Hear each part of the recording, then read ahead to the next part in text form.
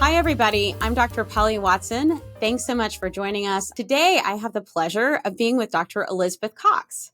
Dr. Cox is a board-certified psychiatrist with over 10 years of clinical experience. She completed her residency in psychiatry at UNC in Chapel Hill. The thing that makes Dr. Cox so cool is that she's an expert in reproductive psychiatry and women's mental health treatment as is related to hormonal fluctuation. She was previously medical director of UNC Women's Mood Disorders at Wake Med North and residency education director for mood disorders at UNC. She now sees patients at her private practice, Reset Health and Wellness, based out of Raleigh, and remains adjunct faculty at UNC. So thanks so much, Dr. Cox, for joining us and sharing your expertise. Thanks so much for having me. So let's just dive right in.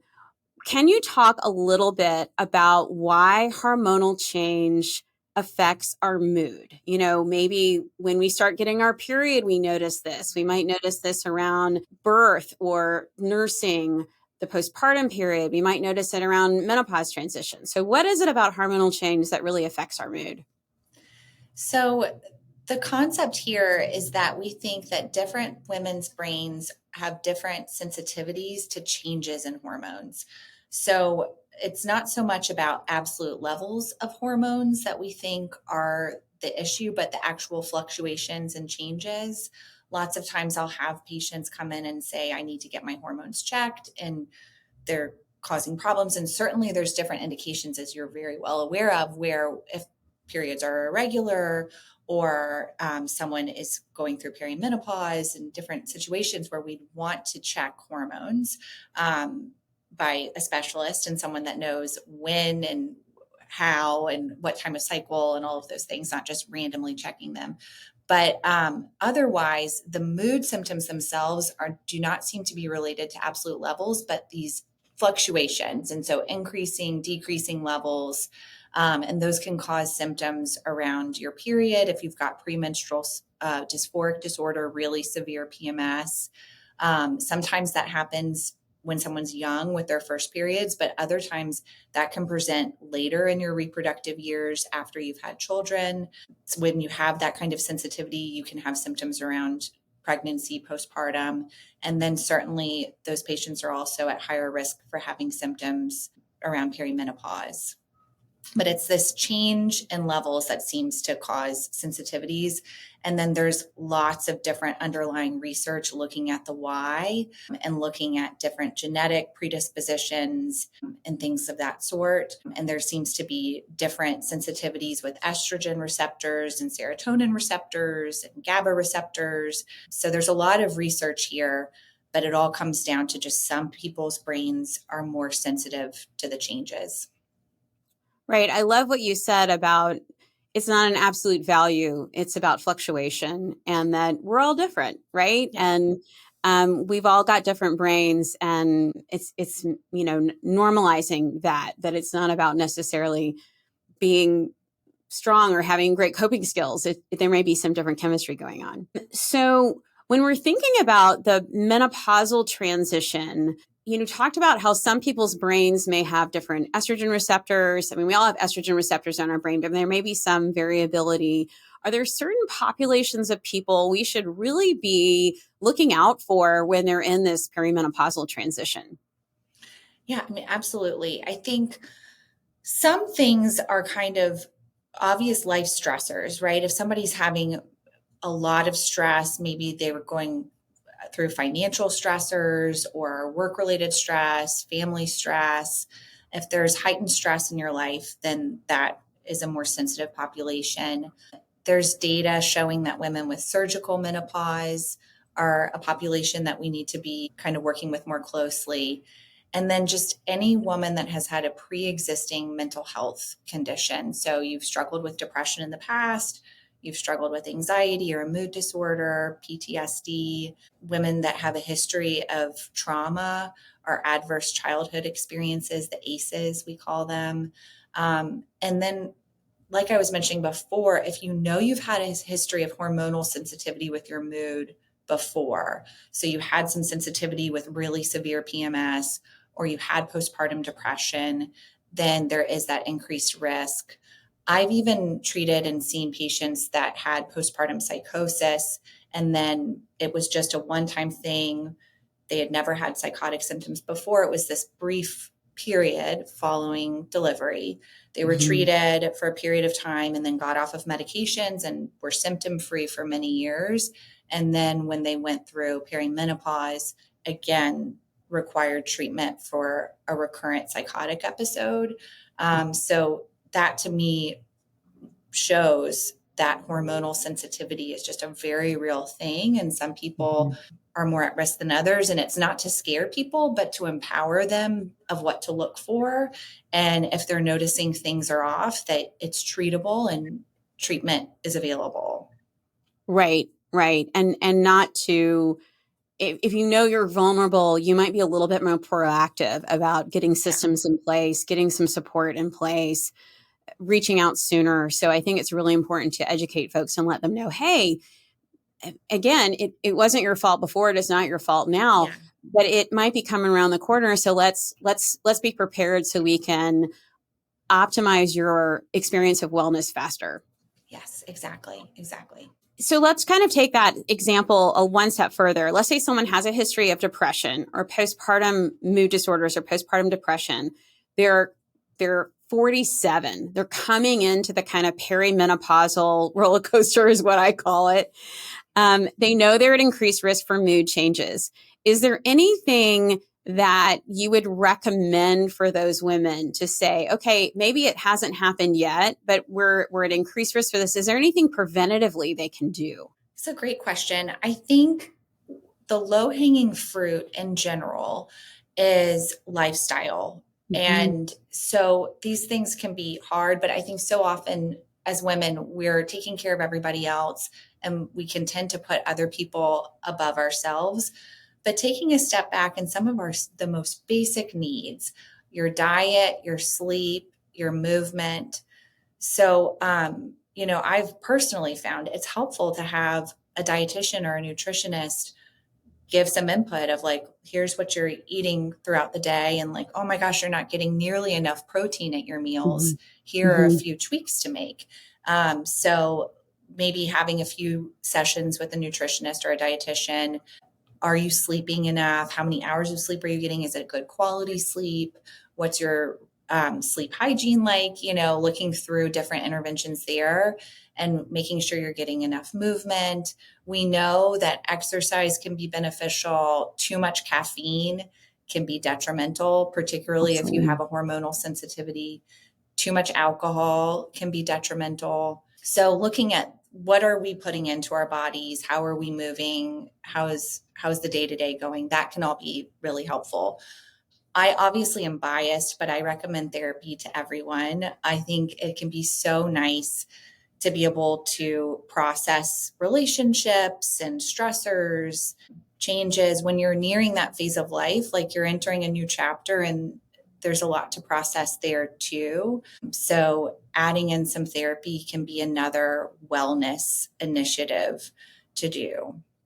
Absolutely. So that's a great segue to my next question. So there was a Lancet menopausal series that was published around International Women's Day, and I have some fairly strong opinions about that. But one thing that they really pushed was cognitive behavioral therapy as a solution for both vasomotor symptoms and mood symptoms. And so maybe you can clarify for folks, what is CBT and how do you use it in this population? Sure, yeah. So CBT is cognitive behavioral therapy. And so there are lots of different types of therapies. CBT has a lot of data and research backing up that it can be very beneficial. It specifically is working to challenge different cognitions and change some thinking patterns. We all kind of get into automatic thinking patterns. It's kind of a habitual loop of you have a thought and then an associated behavior or feeling with that. And you can kind of challenge these and work over time to help restructure some thinking patterns there. The behavioral component is usually behavioral activation and different techniques to initiate changes in that way. So that would be like, we're going to start a movement plan and stick to it and build slowly. And even if you don't want to go, you're going to push yourself to go, or you don't want to get out of bed, but you're pushing through some of the discomfort. And eventually the feedback loop over time is the reward is there, you feel better and you keep it up, kind of thing.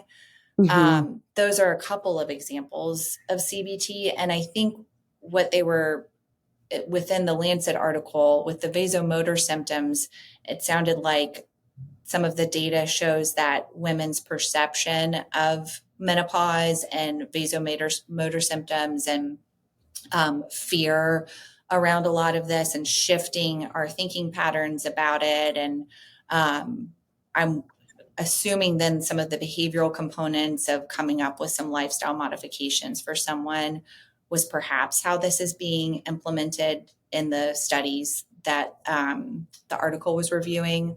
I read the article, but I didn't have a chance to go into deep of what are each of these studies that it was reviewing, Right. because it only kind of glossed over it. So Well, yeah.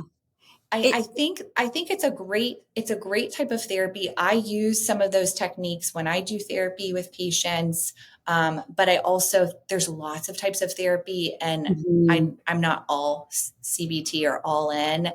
I'm Mhm. kind of a hodgepodge approach, and also use other techniques as well. There, it definitely can be very beneficial and has a place, but it's not the end all be all. Right. Just like everybody's different. We might need different Right, kinds of approaches. Absolutely. right.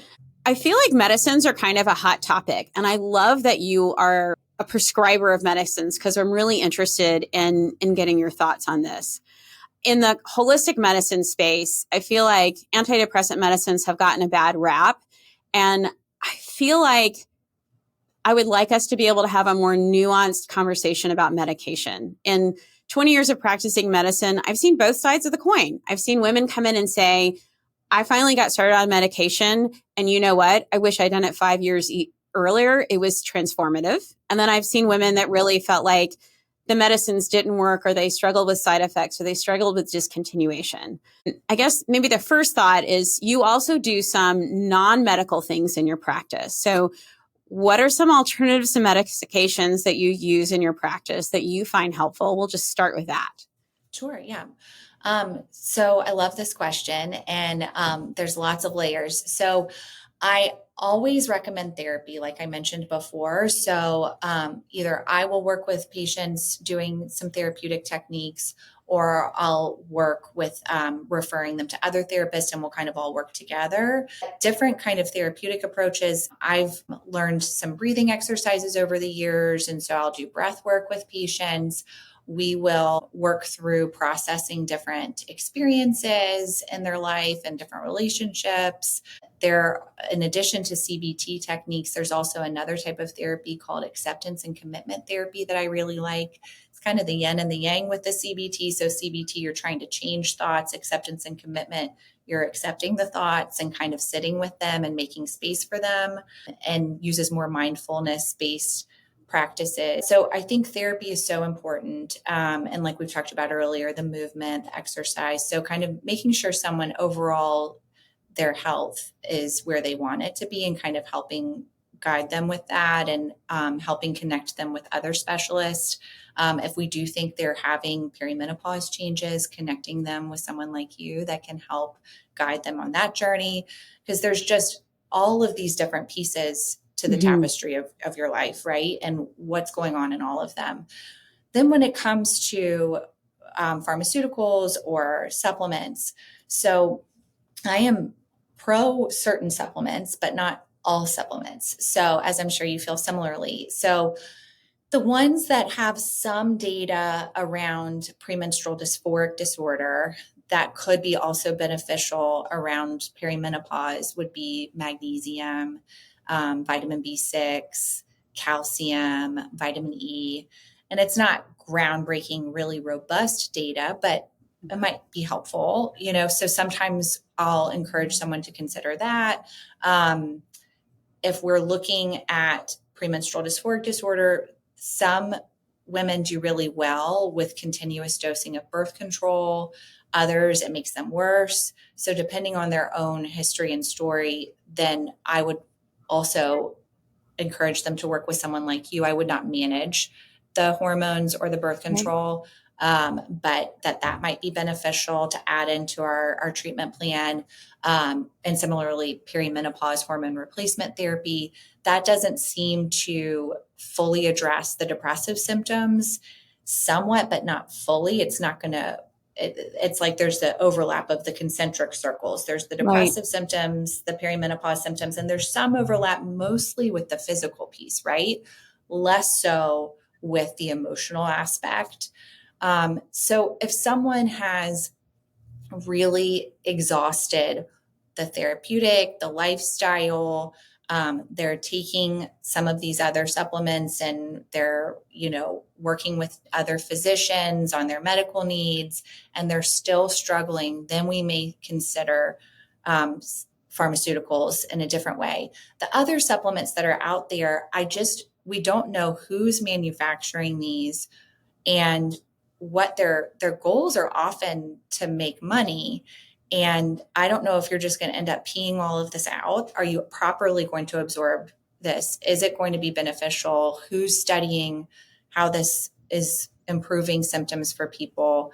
And then they can also end up, even though they're natural, can end up being really harmful. It can be so hard on your liver, and can cause major issues. So I've even had a patient come see me before that was on supplements that I think they got at their chiropractor. And one of the supplements, a lot of them had different compounded powders of animal organs, and that makes me nervous. What's the facility that's producing that? And are you going to get mad cow disease? Or, I'm sure those risks are low, but it just makes me uncomfortable. Right. And then one of them also had a really small amount of lithium. And lithium is a wonderful medication for bipolar disorder, sometimes for treatment-resistant major depression. It is natural on the periodic table of elements. It's a salt, but it is not without risk. And there are monitoring of labs that we do to look at your kidney function, your calcium levels, your thyroid. And it should not just be taken without monitoring, even in small amounts, in a supplement, in my opinion. So these things can still be scary and harmful. And I understand that there can be a fear surrounding, antidepressants, anti-anxiety medications. My approach there is minimalist and gradual, and we want to use the fewest number of things and the lowest dose, but that is fully therapeutic. And the goal here is to not feel bogged down in the problematic symptoms anymore, but to still feel like yourself. I still want you to be able to have some anxiety. Otherwise, you're going to be just this potato and, not reactive to anything. Some amount of anxiety is good and creates resilience, and it's part of our life and being human. I still want you to be able to feel sad sometimes if something really sad happens, or to feel excited. If you feel apathetic and like a zombie and numb, you're on the wrong medicine or you're on too high of a dose. But you should still feel like you, but just not as stressed, and your bandwidth should feel better.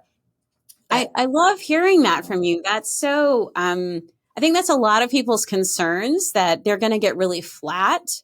And that, to say, hey, we can manage medication correctly, maybe give smaller doses, maybe make better choices, maybe fewer medications, that you still can have the highs and lows that we have, right? We should still experience profound joy at, I don't know, seeing a 3-year-old discover a butterfly for the first time. Like, that should be hilarious and fun, right? And we should still feel sad when sad things happen, but we should be able to manage them. So I think that I haven't heard anyone kind of clarify that just the way you did. So thank you. I think that's helpful for people. Thanks for listening to Menopause Rescue.